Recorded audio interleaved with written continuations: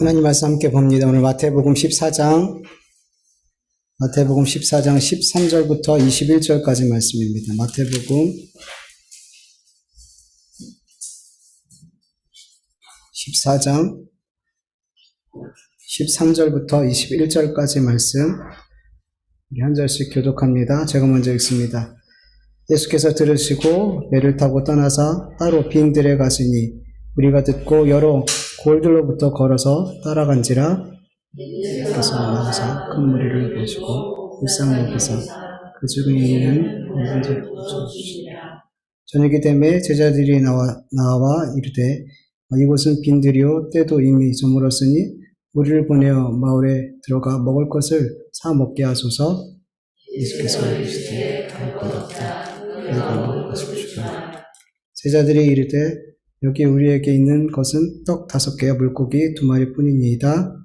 예수께서 그것을 우리에게 가져오라 하시고 우리를 명하여 잔디 위에 앉히시고 떡 5개와 물고기 2마리를 가지사 하늘을 우러러 축사하시고 떡을 떼어 제자들에게 주시매 제자들이 우리에게 주니 다 먹고 남은 조각이 12조각분에 같이 읽습니다.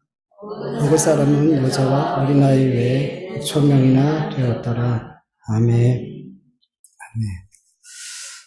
여러분, 예수님께서 병을 고치시고 귀신을 쫓으시고 여러 기적들을 행하시는 목적은 뭐라 그랬어요? 예수님께서 그리스도 되심을, 메시아 되심을 나타내시기 위함이라 그랬어요. 그렇다면 예수님은 이렇게 이 목적만을 위해서 내가 이런 것들을 행해서 너희들이 내가 어떤 존재인지, 내가 구약에 말씀한 그 메시아인지 너희들 알아야 돼. 이 목적만을 가지고 이 목적을 이루기 위해서만 이렇게 병을 고치고 귀신을 쫓고 기적을 행한 것이 아니었어요. 주님은 이 목적을 성취하기 위해서 이런 일들도 하셨지만 주님의 마음이 어땠는지 우리 좀 알아야 돼요. 그냥 이 목적만 성취해야지, 이것만 이루어야지, 이런 목적만 바라보면서 일을 한 것이 아니라 주님은 병을 고치고 귀신을 쫓아내고 기적을 이 모든 것을 행하실 때 백성을 향한 어떤 마음을 갖고 계셨냐면 늘 불쌍히 여기는 마음을 갖고 계셨어요. 불쌍히 여기는 마음을. 본문 13절 14절을 보면 예수님께서 배를 타고 빈들에 가실 때 무리들이 듣고 여러 고을에서부터 사람들이 이렇게 모여들기 시작했어요. 그 수가 얼마나 많은지 성인 남자만 5,000명이었다 그랬죠. 그 여자와 그리고 아이들까지 합치면 10,000명은 좋긴 넘을 엄청나게 많은, 그 당시 10,000명이면 어마어마한 거잖아요. 그 어마어마한 사람들이 예수님께서 계신 빈들에 나왔어요. 예수님은 그 큰 무리를 보시고 불쌍히 여겨주셨고 그들 가운데 병든 자들을 고쳐주셨어요. 예수님이 무리를 불쌍히 여기는 마음이 어떠한지 우리가 조금 더 정확히 알려면 누가복음 15장 20절을 보면 돼요. 이에 일어나 아버지께서 아버지께 돌아가니라. 이렇게 탕자가 아버지께 이제 돌아가는 내용이에요. 아직 거리가 먼데 아버지가 그를 보고 측은히 여겨 달려가 목을 안고 입을 맞추니 자신의 재산을 다 탕진하고 거짓골로 돌아온 그 자식을 아버지가 멀리서 봤어요. 보자마자 어떻게 했어요? 측은히 여기고 그에게 먼저 달려가서 그의 목을 꼭 끌어안았어요. 네. 여기서 측은히 여기다라는 그 헬라어 단어가 오늘 불쌍히 여기다 이 단어와 동일한 단어예요. 네. 여러분 다 망해서 거짓골을 하고 돌아온 자식을 본 부모의 마음, 자식을 정말 사랑하는 부모라면 여러분 괘씸한 마음, 쌤통이다 이런 마음이 들겠어요? 아니죠. 안타깝죠. 속상하죠. 불쌍하고 얼마나 마음을 다해서 위로해주고 싶겠냔 말이에요. 예. 자식이 용서를 구하기 전에 이미 용서가 되는 그런 마음을 갖고 있는 게 부모잖아요. 예수님은 바로 이런 아비의 마음과 같은 마음으로 그 백성들을 불쌍히 여겼더라는 거예요. 이 아버지의 마음처럼. 예. 여러분, 우리가 주님께서 우리에게 각자에 주신 사명을 감당할 때 그 사명을 잘 감당해내고 또 좋은 결과를 내는 것 중요한 일이에요. 중요하죠. 그런데 그 사명을 감당하는 것 자체, 그 목적만 가지고 그 목적만 바라보고 열심히 행하는 건 여러분 그 사명을 잘 감당했다라고 말할 수가 없어요. 여러분 우리에게 주신 그 사명, 여러분 그 사명을 우리는 주님의 마음으로 주님의 마음을 품고 감당해야 되는 거예요, 여러분.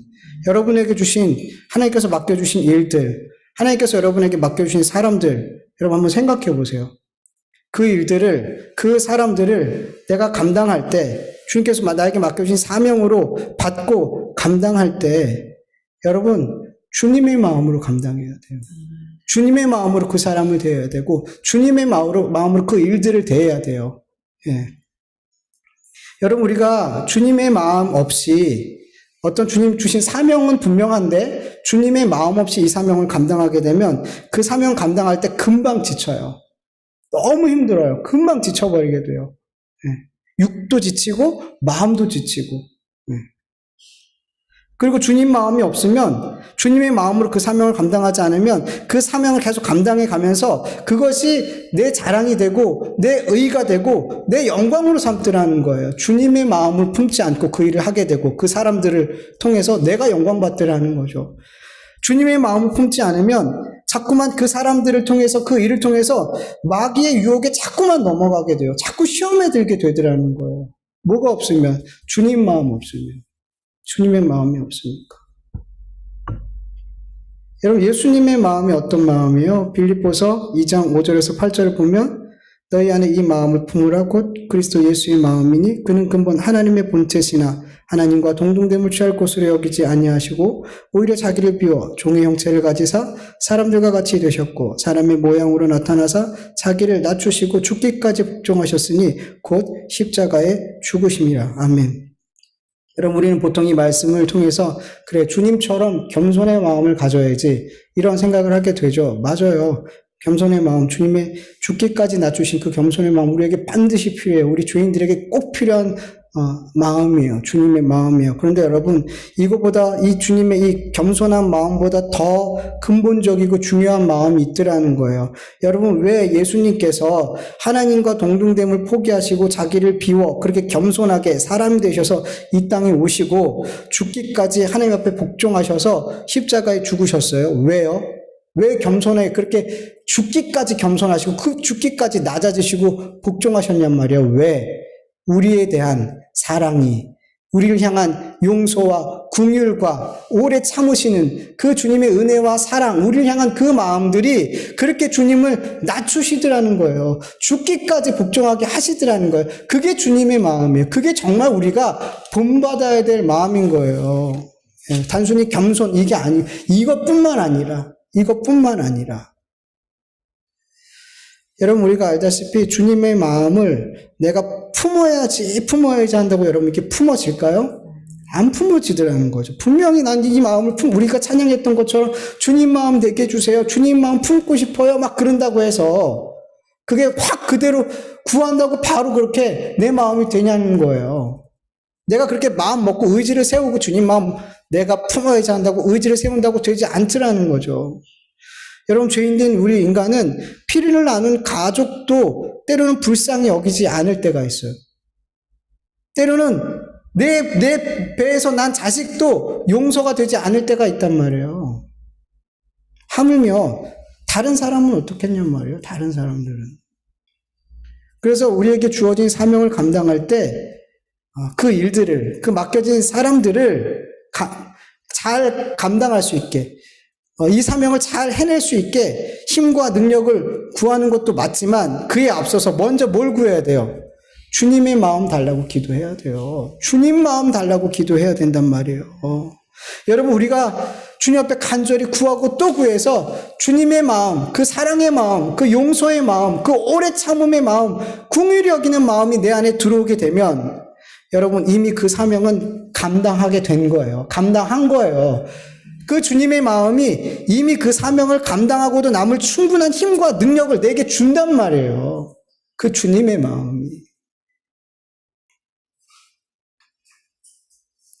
여러분 혹 지금 주님께서 나에게 맡겨주신 그 사명을 성취하려는 목적만을 가지고 열심히 땀 흘리고 인내하고 수고하고 애쓰고 있다면 잠깐 다 멈추고 내려놔야 돼요. 그리고 뭐 해야 돼요?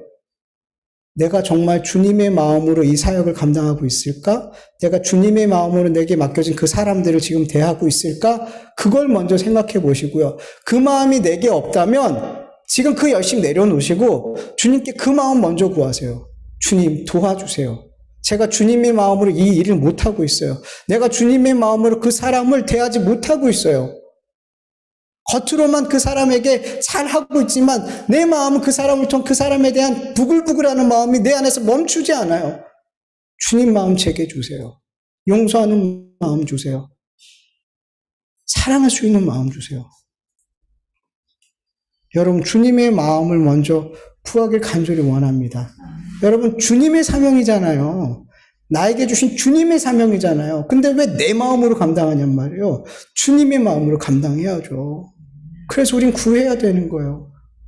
내 의지로 주님 마음을 내가 소유할 수 없기 때문에. 네, 여러분 구하시길 간절히 원합니다. 주님처럼 불쌍히 여기는 마음을 달라고. 그래서 저는 요즘에 하나님께서 제가 잘 감당이 안 되는 사람들이 종종 있어요. 근데 그 사람이 자꾸 너무 안 되니까 하나님께서 어떤 마음을 기도하라고 하시냐면 아버지 마음 구해라. 왜요? 제가 제일 많이 참고 견디는 아이들이 예준 예찬이거든요.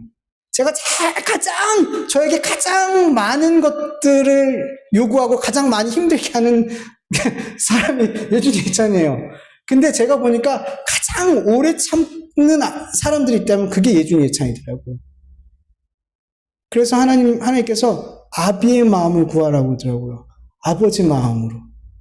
그렇다고 제가 육적인 아버지의 마음으로 제가 감당이 되진 않아요. 누구의 마음을 구하라는 거예요? 하나님 아버지의 마음을 구하라는 거예요. 하나님 그 마음으로 기도하라고 하더라고요.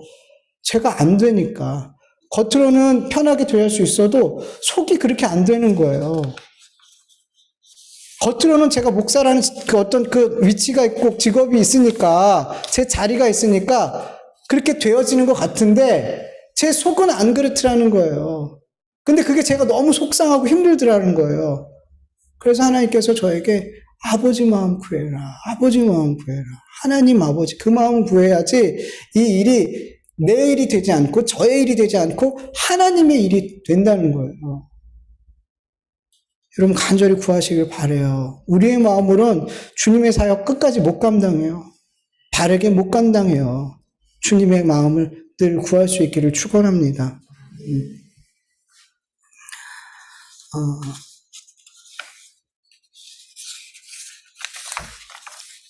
5절 말씀을 보면 15절 말씀을 보면 제자들이 예수님께 이미 날이 저물었으니까 무리를 보내어서 여러 마을에 들어가서 먹을 것을 사 먹게 해야 되지 않냐고 이렇게 말씀을 드렸어요. 제자들은 이렇게 저녁쯤 때가 되니 아직 어두워지진 않았을 때예요.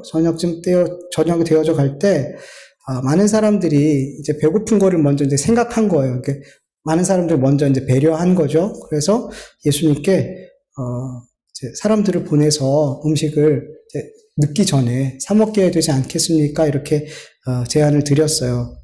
그러자 예수님께서 뭐라 그러냐면 너희가 먹을 것을 주어 너희들이 줘라. 예수님 이 말을 들었을 때 제자들은 어땠을까요? 너무 황당하겠죠. 너무 당황스러웠겠죠. 10,000명이 좋게 넘는 사람을 어떻게 성경 보면 다른 성경 보면 사도들 12명의 제자예요. 제자들 12명의 제자들한테 10,000명이 훨씬 넘는 사람들에게 먹을 것을 주라고 하니까 얼마나 당황스럽겠어요. 여러분 만약에 우리 교회가 10,000명이 넘는 사람들에게 저녁을 대접을 해야 된다고 생각해 보세요.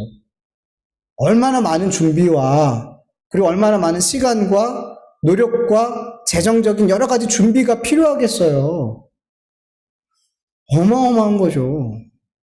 근데 아무 준비도 되어져 있지 않은 제자들이 갑자기 10,000명도 넘는, 훨씬 넘는 그런 사람들에게 저녁을 책임지라니, 너무 당황스러웠을 거예요. 네. 마가복음 6장 27절 세 번역으로 보면, 제자들은 예수님의 말씀에 이런 반응을 보여요. 예수께서 그들에게 말씀하셨다. 너희가 그들에게 먹을 것을 주라.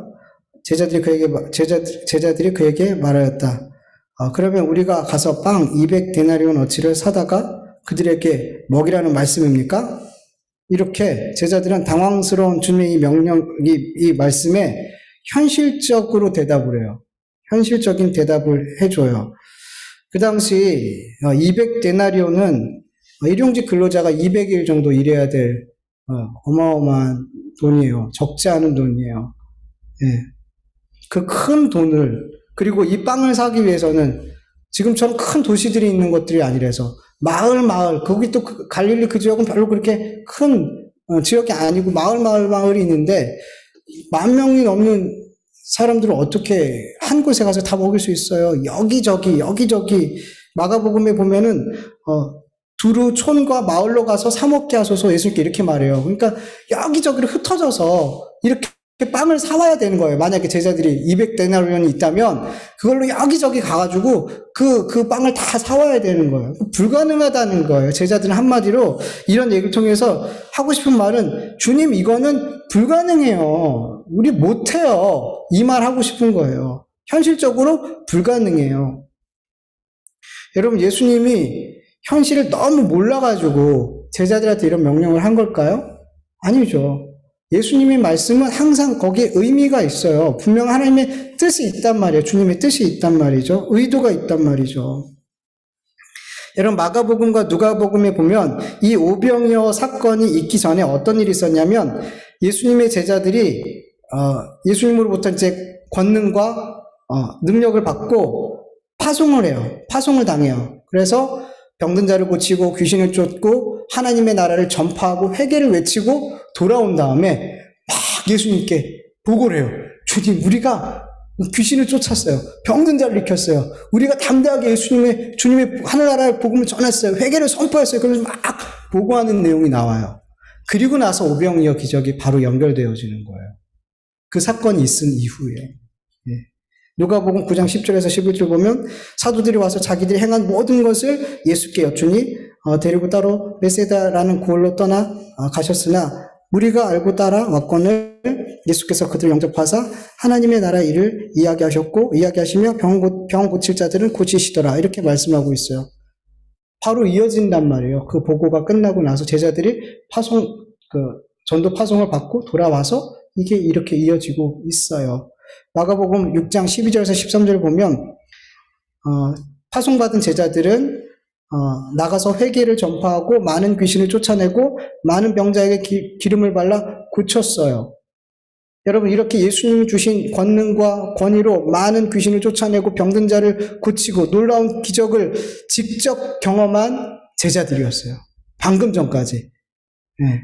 누구보다 예수님의 권위와 능력이 어떠한지 자기 몸으로 겪은 자들이란 말이에요. 제자들은 방금 전까지. 그렇다면 이 제자들은 어떤 상황에서도 예수님의 말씀을 믿고 의지해야 되잖아요.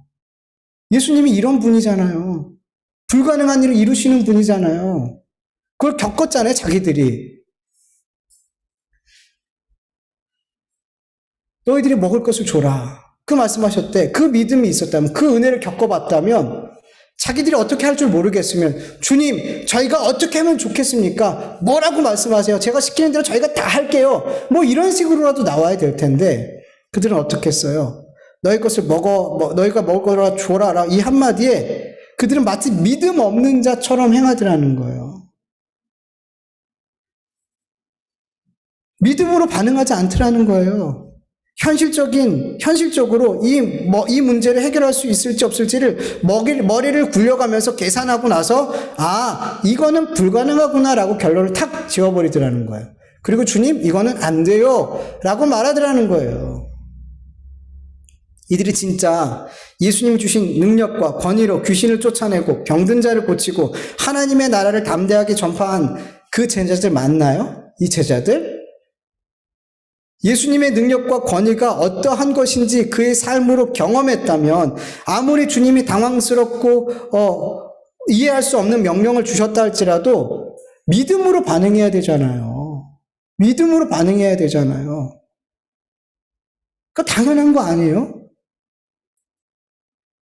그들은 방금 전까지도 상식적이지 않은 일, 놀라운 기적을 행했던 그런 제자들이란 말이에요. 근데 순식간에 상식의 매인자가 돼버렸어요.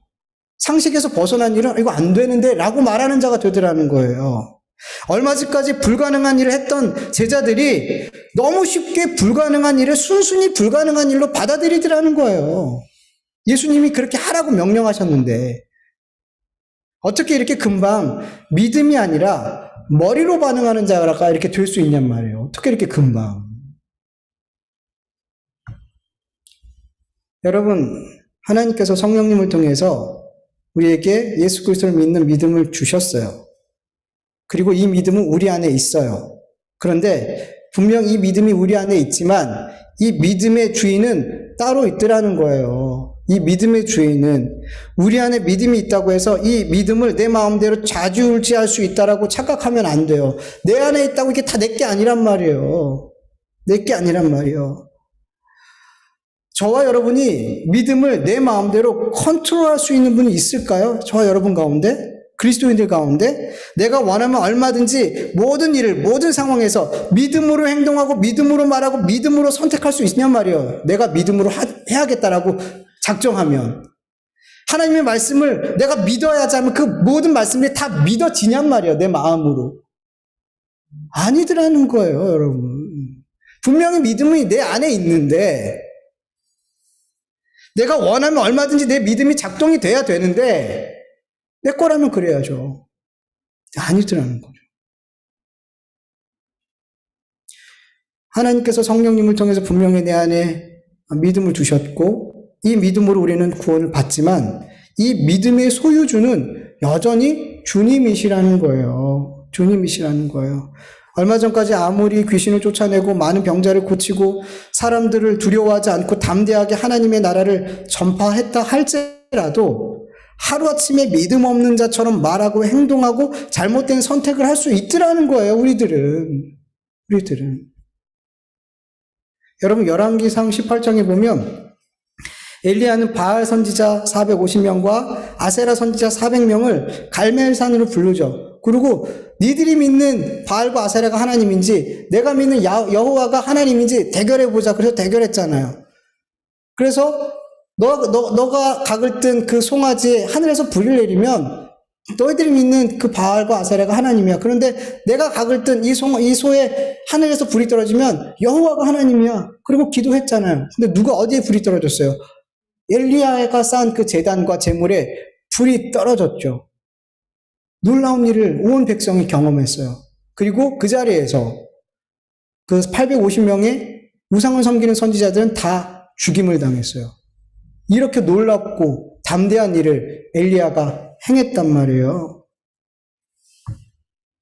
그런데 이 놀라운 승리, 이 믿음의 승리가 끝난 이후에 이세벨이 전가를 보내요. 아합 왕 부인 이세벨이 전가를 보내요. 열왕기하 19장 2절을 보면 이세벨이 사신을 엘리야에게 보내어 이르되 내가 내일 이맘때에는 반드시 내 생명을 저 사람들 중 한 사람의 생명과 같게 하리라. 그렇게 하지 아니하면 신들이 내게 벌 위에 벌을 내림이 마땅하니라 한지라. 이세벨의 이 한마디에 엘리야가 어떻게 반응했을까요? 열왕기상 19절, 3절, 4절 세 번역 같이 읽어볼까요? 엘리야는 두려워서 급히 일어나 목숨을 살리려고 도망하여 유다 부알세발로 갔다. 그곳에 자기 시종을 남겨두고 자신은 홀로 광야로 들어가서 하룻길을 더 걸어 어떤 로뎀나무 아래로 가서 거기에 앉아서 죽기를 간청하며 기도하였다. 주님, 이제는 더 바랄 것이 없습니다. 나의 목숨을 거두어 주십시오. 나는 내 조상보다 조금도 나을 것이 없습니다. 아멘. 엘리야의 이 모습에서 우리가 얼마 전에 그렇게 850명의 이방 선지자들, 우상을 섬기는 선지자들과 담대하게 믿음으로 싸웠던 이 엘리야의 모습은 없어요. 없어요. 그 엘리야, 그 이세벨 협박 앞에 그는 믿음 없는 자처럼 돼버렸더라는 거죠. 여러분, 엘리야에게 누가 계셔요?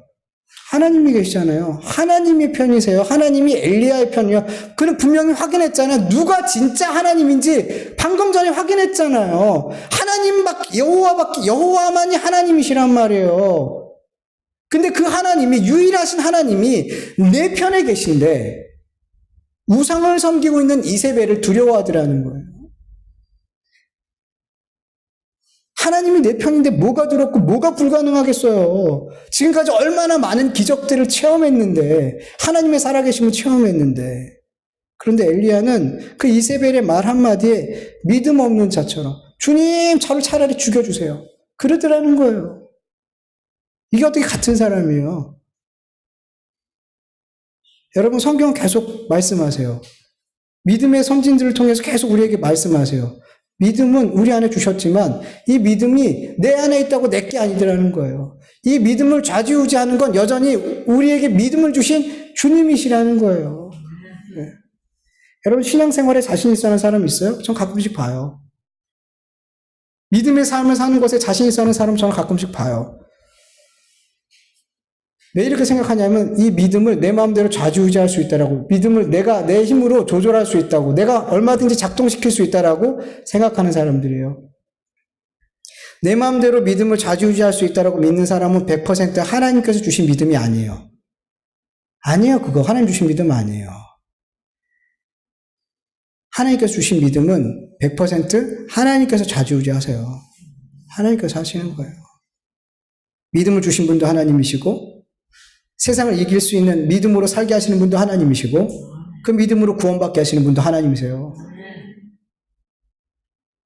그리고 하나님께서 우리 안에서 믿음이, 우리 안에 주신 그 믿음이 우리 안에서 믿음의 역할을 하지 못하게 하시면 우리는 믿음 없는 자처럼 말하고 선택하고 행동하게 되더라는 거예요. 믿음의 주 되신 주님이 내 안에서 주신 그 믿음이 믿음으로 역사하지 않으면, 믿음으로 작동하지 않으면, 내 삶에 역사하지 않게 내버려 두시면 우리가 믿음의 삶이 아닌 오늘 제자들처럼, 엘리야처럼 그렇게 믿음 없는 자처럼 말하고 행동하고 결정하게 되더라는 거예요. 내게 아니더라는 거예요, 믿음이. 내 안에 있다고 내가 주인 노릇을 못 하더라는 거죠. 만약에 믿음을 주셨어요. 그리고 하나님이, 그래, 네 믿음이니까 네가 알아서 해, 그러고 하셨다면 우리 가운데 구원받을 사람은 없어요, 여러분. 주님이 끝까지 우리에게 주신 믿음을 주님이 주관하고 계시기 때문에 우리가 끝까지 천국까지 갈 수 있는 거예요, 그 믿음 가지고. 나에게 믿음 주시고 네 알아서 해 그랬으면 우리 못 간다니까요, 하늘나라. 그 믿음으로 못 간다니까요. 내가 믿음을 관리하면.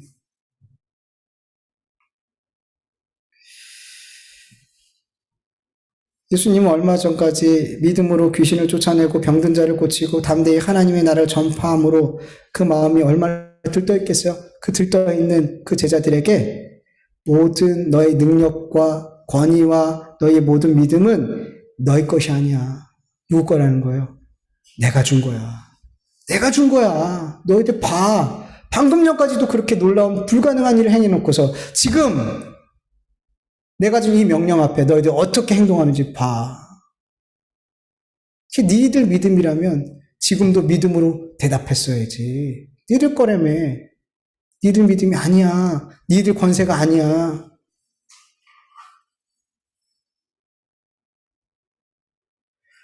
여러분, 마가복음 9장에 보면 예수님께서 변에서 하나 계실 때 제자들은 살 안에서 귀신 들린 아이를 쫓으려고 그랬죠.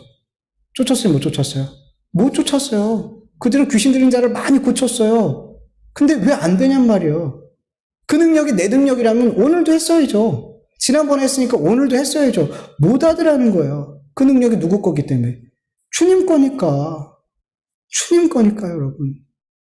하나님께서 저에게 주신 이 말씀을 전하는 이 은혜를 뺏어가시면 저는 다음 설교부터 여기서 한 말씀도 못해요, 여러분. 못해요, 여러분. 여러분, 주님 우리에게 동일하게 말씀하고 계세요. 여러분, 우리가 어제 믿음으로 주의 말씀에 순종하고 어려운 일이지만 주님의 뜻을 따라가고 주님이 기뻐하는 삶을 살았다고 해서 어제, 오늘도 동일한 믿음으로 동일하게 주의 말씀에 순종하고 주님을 기쁘시게 해드리는 삶을 동일하게 살 수 있다라고 생각하지 마세요, 여러분. 아니라니까요. 어제 내가 그렇게 했기 때문에 오늘도 그렇게 살 수 있겠지. 어제 그렇게 주님의 능력이 내 삶에 나타났으니까 오늘도 나타나겠지.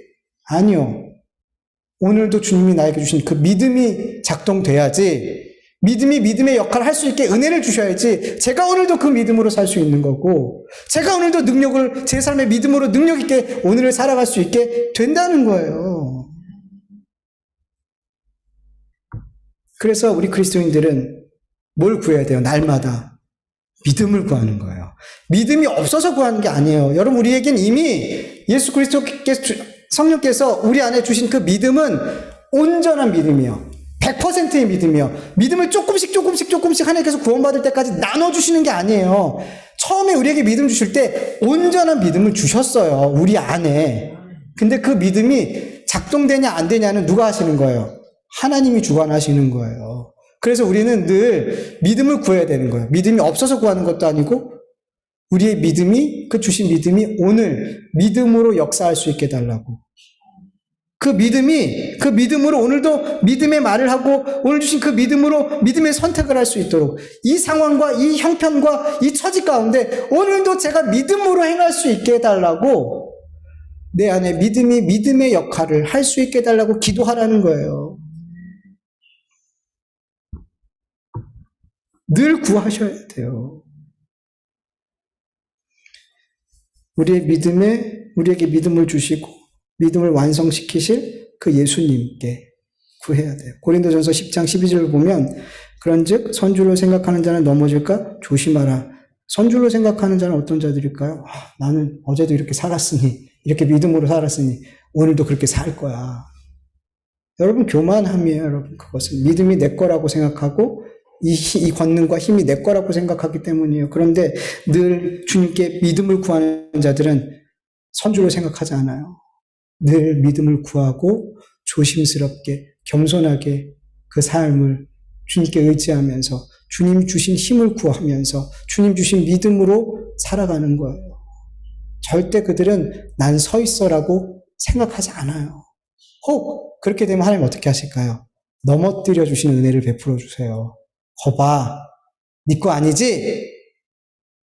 그래서 넘어뜨리시는 거예요, 우리를. 여러분, 얼마든지 서세요. 난 선줄로 있다라고 생각하세요. 괜찮아요. 주님 여러분을 사랑하셔서 그냥 2단 옆차기라도 넘어뜨리실 거예요. 그냥 꼼짝 못하게.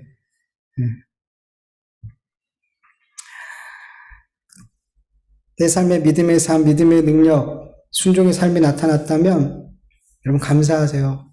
하나님께서 내 마음에 주신 그 믿음이 믿음의 역할을 하게 주님이 은혜를 베풀어 주셨기 때문인 거예요. 절대로 내 거야, 내가 했어라는 교만한 마음을 버릴 수 있기를 축원합니다. 네. 예수님께서 너희가 먹을 것을 주어라. 예수님의 명령을 받은 제자들은 재빨리 머리를 계산하고 그리고 현실적으로 얼마나 불가능한 일인지 예수님께 설명을 했어요. 그러자 예수님께서는 제자들에게 마가복음 6장 38절 말씀처럼 너희에게 떡 몇 개가 있는지 가서 보라 이렇게 명령하세요. 오늘 본문 마태복음 14장 17절을 보면 우리가 여기 우리에게 있는 것이 떡 5개와 물고기 2마리 뿐입니다. 이렇게 말하죠. 마치 제자들이 갖고 있는 것을 예수님께 갖다 드린 것처럼 느껴지는데 요한복음에 보면은 이 오병이어는 뭐였어요? 어린아이의 도시락이었어요. 부모가 이렇게 싸줬는지 어린아이가 이제 도시락처럼 갖고 온 어린아이니까 양도 얼마 안 됐을 거 아니에요. 어른들이 먹는 도시락도 아니고 어린아이가 먹을 만한 멸치 같은 그 조그만 간. 그러니까 멸치는 이제 그 떡을 먹으면 밍밍하니까 간처럼 먹으려고 하는 게 멸치 같은 그런 조그만 거예요. 그런 조그만 별 볼 일 없는 그런 도시락이었어요. 그게 전부였어요. 어떤 분들은 막 이 아이가 헌신해서 갖고 온 것처럼 막 이렇게 포장해서 얘기하는데 그냥 제자들이 찾은 거야. 누가 먹은 거 갖고 온 거 없어? 그 어린아이가 저 이거 있는데요. 그리고 이제 갖고 온 거죠. 예수님은 제자들에게 그것을 내게 가져오라고 명령하셔요.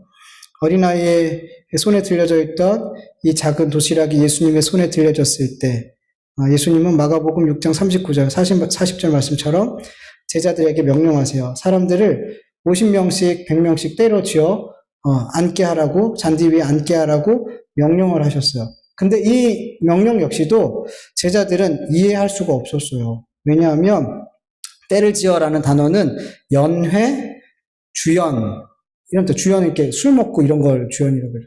주연이라는 의미예요. 그러니까 잔치를 벌이고 술을 먹고 음식을 먹는 그런 뜻이에요.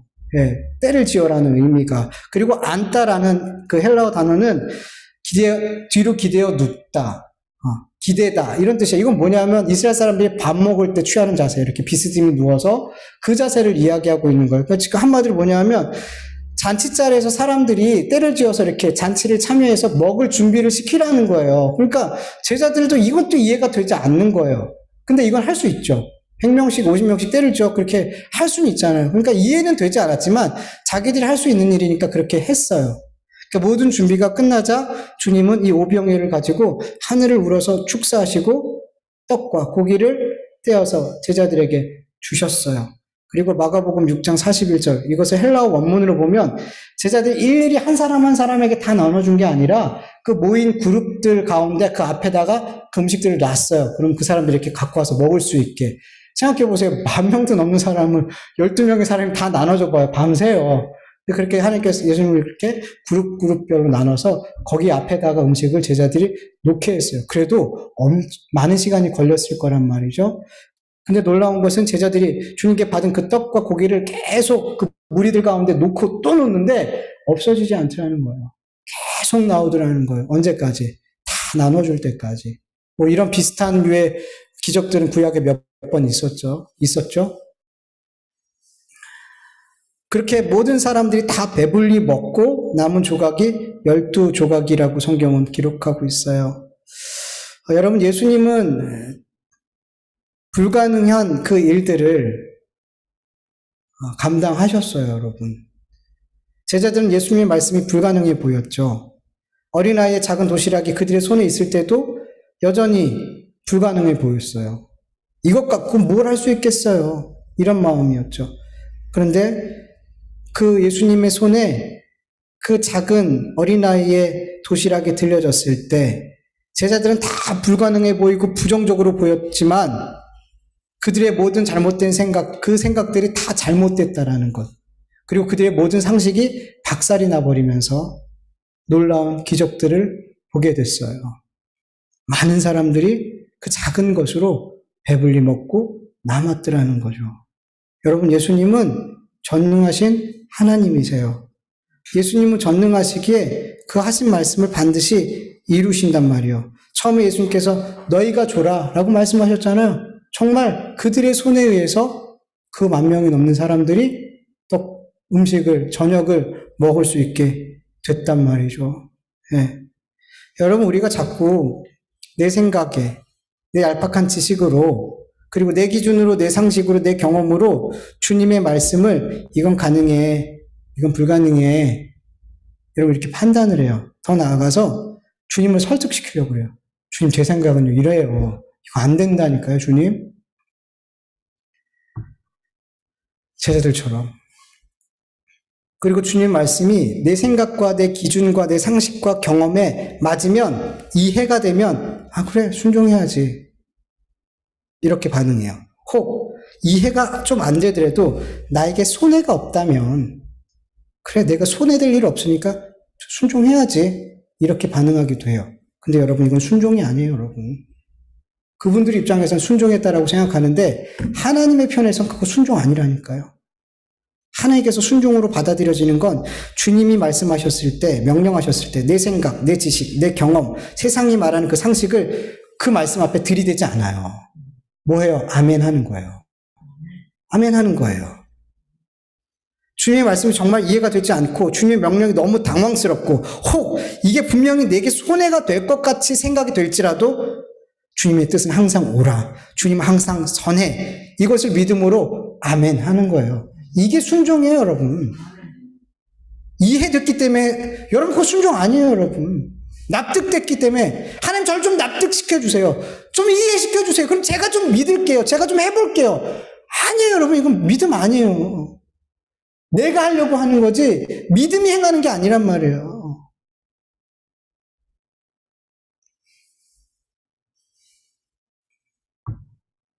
그리고 여러분, 오늘 말씀에서 우리가 꼭 기억해야 되는 것은, 여러분, 내가 가지고 있는 것이 아무리 작고 초라하고 보잘것없는다 할지라도 주님이 그것을 쓰시겠다 하면 내가 가지고 있는 그 작고 초라한 것을 통해서 주님은 상상할 수 없는 일들을 이루시는 줄 믿으시고 축원합니다. 주님은 그런 분이세요. 주님 손에 들려준 순간 모든 불가능한 것이 가능하게 변화되더라는 거예요. 저는 이것을 저의 삶에서 늘 체험하고 느껴요. 저같이 정말 별 볼 일 없는, 내세울 것 없는, 자라놓은 것 없는, 정말 아무짝에도, 이 세상에 내놓으면 아무짝에도 별로 어디다 갖다 써야 돼, 이런 저인데, 제 삶을 보면 그런데, 저의 삶의 과정은 그런데, 하나님이 이 귀한 주의 말씀을 전하는 자로 세우더라는 거예요. 그냥 저는 저의 삶이 마치 이 보리떡 5개와 물고기 2마리 같아요, 저는. 저는 그래요, 제 삶이. 근데 주님은 저를 통해서 저를 딱 주님의 손이 저를 붙드시니까 제가 이런 영광스러운 사역을 감당하더라는 거예요. 정말 감사한 거예요. 아, 주님은 이런 분이시구나. 전 그냥 저의 삶을 통해서 큰 목회, 작은 목회가 어디 있어요. 주님의 손에 붙들려서 말씀 전하는 일 자체가 영광스러운 일이잖아요.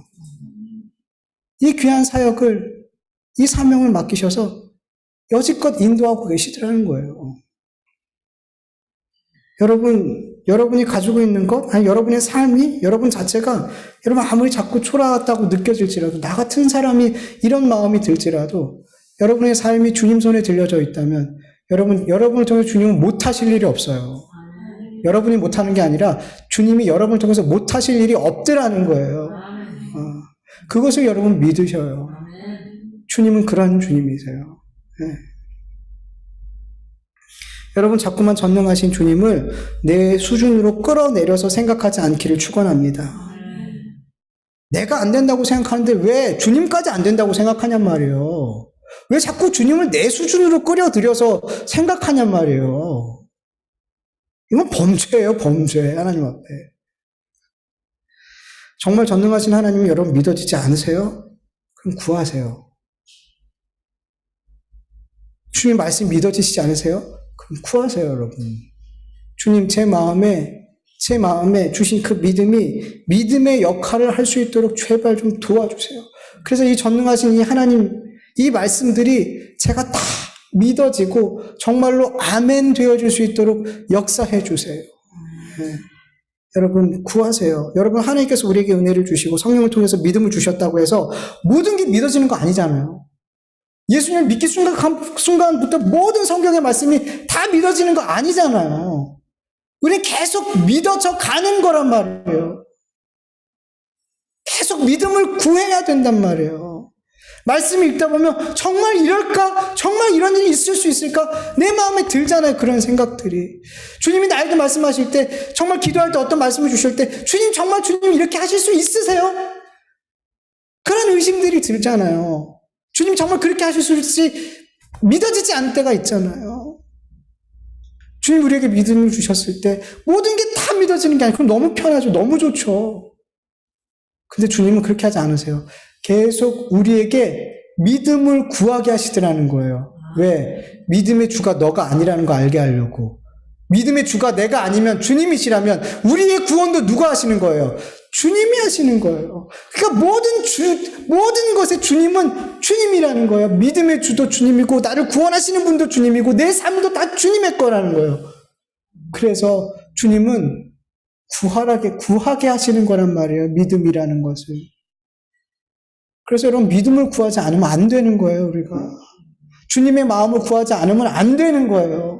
다 내게로서부터 나올 수 있는 것이 아무것도 없기 때문에. 그래서 우리 그리스도인들은 주님께 붙어 사는 거예요. 포도나무의 그 가지처럼 주님께 붙어 있지만 않으면 아무 열매도 맺을 수 없는, 그냥 모아다 나중에 불에 던질 수밖에 없는 존재가 돼버리는 거예요. 주님 없으면 아무것도 아닌 게 바로 우리라는 거예요. 여러분 날마다 믿음을 구하는 삶을, 주님의 마음을 구하는 삶을 사실 수 있기를 간절히 축원합니다. 네, 우리 주님 말씀 기억하면서 잠시 기도하죠.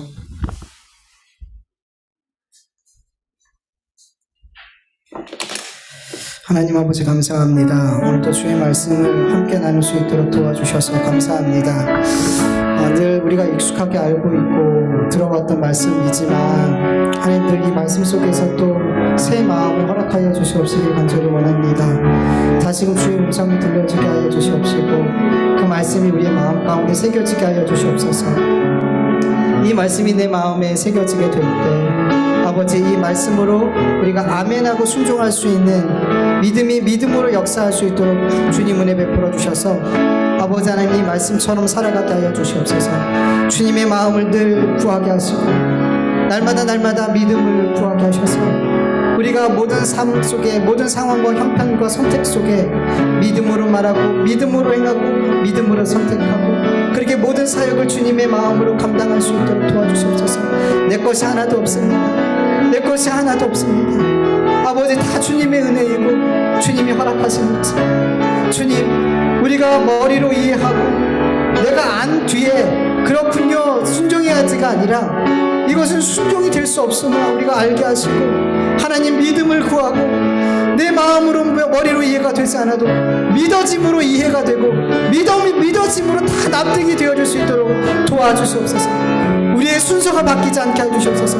알고 믿는 것이 아니라 믿음으로 알아지고 믿음으로 이해가 되고 믿음으로 용납되어지는 받아들여지는 아버지 정말 믿음이 앞선 우리의 삶이 되게 하여 주시옵소서. 간절히 원하오니 하나님 도와주시옵소서. 도와주시옵소서. 우리가 창조로 여기지 않고 날마다 넘어질까 두려워하며 경계하며 그렇게 늘 주님 앞에 구하고 또 구하는 삶, 경계하고 우리의 교만을 경계하는 삶을 살아갈 수 있는 우리 모두가 되어줄 수 있도록 주 하나님께서 은혜를 베풀어 주시옵시기를 간절히 원하오니 주여 함께하여 주시옵소서. 주님 은혜 베풀어 주시옵소서. 감사합니다. 예수님의 기도합니다. 하나님 아버지 감사합니다. 오늘도 하나님 앞에 하나님께서 주신 귀한 예물들 가운데 구별하여서 하나님 앞에 올려드립니다. 하나님 이 귀한 예물들이 주의 복음을 증거가 되고 교회가 세워지고 가난하고 병들고 약한 자들에게 아버지 하나님 소망을 주고 또 주님을 바라볼 수 있게 하는 귀한 곳곳에 잘 쓰여질 수 있도록 도와주시옵소서. 하나님 그들의 손길 위에 주님께서 은혜 위에 은혜를 더하여 주시사 하나님 우리가 이 땅의 것 혹 구하지 못하고 우리의 필요를 혹 구하지 못한다 할지라도 미리 아시는 주님께서 그 필요함을 다 채우시고 은혜 베풀어 주시옵시기를 간절히 기도합니다. 이제는 우리 주 예수 그리스도의 은혜와 하나님의 다하심이 없는 사랑하심과 성령님의 인도하심과 교통하심과 견인해 주심이 오직 그 하나님만을 바라보고 하나님만을 의지하고 하나님께서 내 삶을 책임지실 것을 믿고 살아가는 하나님의 자녀들 머리 위에 그 가정 위에 교회 위에 이제로부터 영원토록 함께 할지어다. 아멘.